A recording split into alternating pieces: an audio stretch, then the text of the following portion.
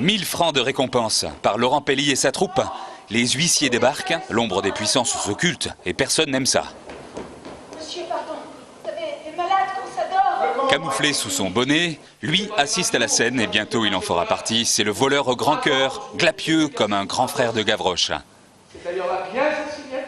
Il y a aussi le gros bonnet dégoûtant, la mère éplorée, la fille tragique, le vieux père qui porte l'histoire de la France valeureuse, révolutionnaire et trompée. Ce cri d'indignation parce que j'ai l'honneur de vous demander en mariage, mademoiselle, votre fille. Je suis éligible. Un somptueux décor, une mise en scène maligne, des comédiens vifs et justes. Mère, sauvez-moi. Mademoiselle. Jamais. Calme, mon loulou.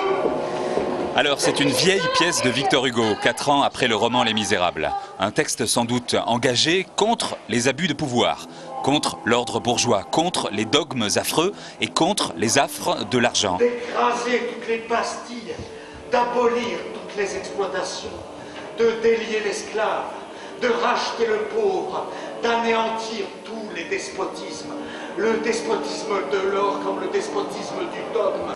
Les vagabonds auront le dernier mot et les derniers seront les premiers. Il faut remuer le fond de l'homme et autres envolées qu'on peut qualifier de naïves, mais qui sont sans doute essentielles. En tout cas, elles tombent à pic aujourd'hui que nous avons l'impression de vivre comme au 19e siècle. Ah ben c'est totalement effrayant. On veut dire que même quand on a créé le spectacle, on entendait tout le temps que finalement la société n'a pas tant évolué que ça, qu'il y a toujours des inégalités, il y a toujours des injustices sociales, et plus que jamais aujourd'hui. Enfin, la récente actualité nous le prouve.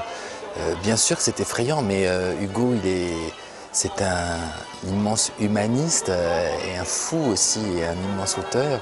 Et c'est grâce à son génie grâce et à cause de ça que ça peut traverser les temps. Je pense que ça fait aussi partie malheureusement de la nature humaine.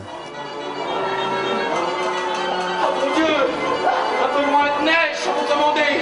De la modération, oh mon Dieu, de la modération, s'il vous plaît. C'est pas un acte révolutionnaire de monter 1000 francs de récompense de Victor Hugo, mais évidemment, si moi j'ai choisi de monter cette pièce-là, c'est d'abord pour qu'elle résonne aujourd'hui. Mais en riant. Oui, de toute façon, le rire, c'est une manière de tendre un miroir ou de montrer du doigt aussi.